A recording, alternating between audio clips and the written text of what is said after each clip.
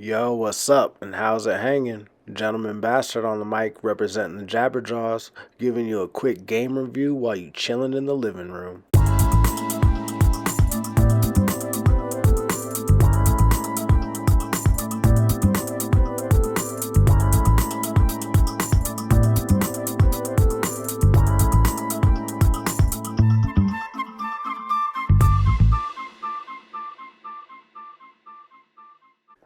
Now, the game under review is Under Night In-Birth 2, Sis Celis. But before I get fully into that, go ahead, hit that like, hit that subscribe. We're on the road to 1,000. Each and every one of them count. So, Under Night In-Birth is one of the games created by Arc System Works. And if anybody plays other fighting games, they might know the company because they've made Guilty Gear, they've made the Blaze Blue series, they made Dragon Ball Fighters, and Grand Blue, which is one of the other titles that we've reviewed before. It's one of those ones that give you the anime feel behind the entire game. Everything is kind of based on how one character is kind of the main, but everybody is the main, especially when it comes to their unique looks, their unique fighting styles. Everything that's about them just makes it to where, yo, main character status across the board. So, a little bit of background since this is the second game. In the first game, you find out that there is a night that happens, just called the night. All of these in-births gain their powers during that time, and they all fight to either control or contain or stop whoever is using the void. The first time around, it was Amnesia, and Hilda, the leader of Amnesia, was trying to take over so that she could become the strongest in birth in the world, show everybody that she was the one who had all the power, that she was the one commanding it. This second time around, though, we have Quan. Quan has been an in birth for 300 plus years. He has the power of sealing. He has all of this stuff stacking him to where he has nothing but infinite power. And he is the in birth that Hilda wanted to be. So when it comes down to it this time, everybody's trying to stop him. She's trying to take that power.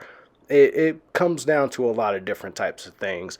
Just depends on which character you're playing. The story changes, varies a little bit, but it gives you variety so you're not just kind of playing the same story until you get to the same bad guy and only fight just that bad guy at the end every single time.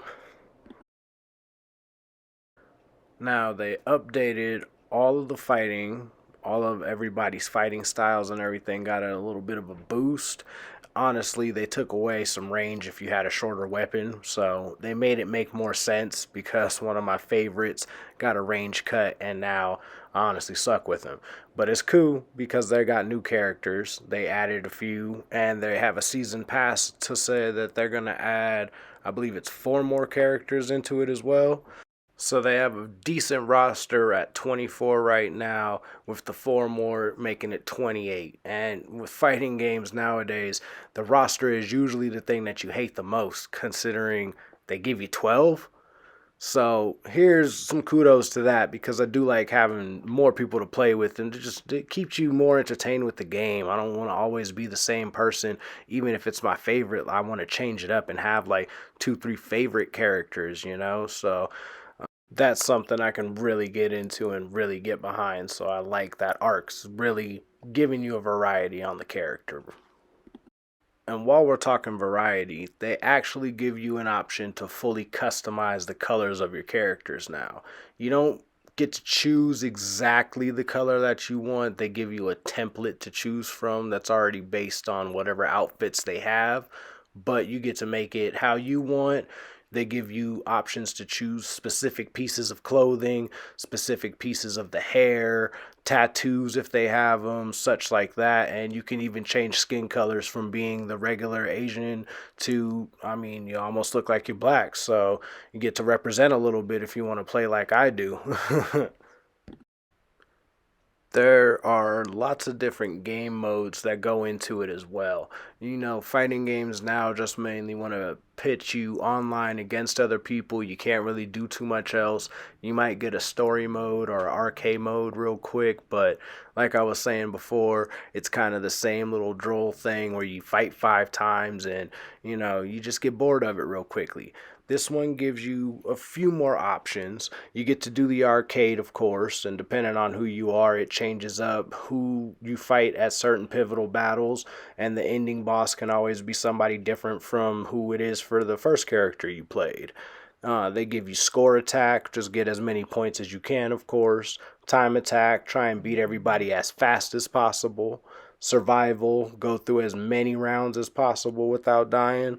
And then they have a missions mode where you get all sorts of combos that you have to perform, and you have 40 some odd missions for each character, so you got quite a few different things that you could be doing besides just having to, okay, let me go online, let me go and fight somebody again, let me go. You can kind of play it by yourself if you wanted to come home, chill, relax, and combo up the computer.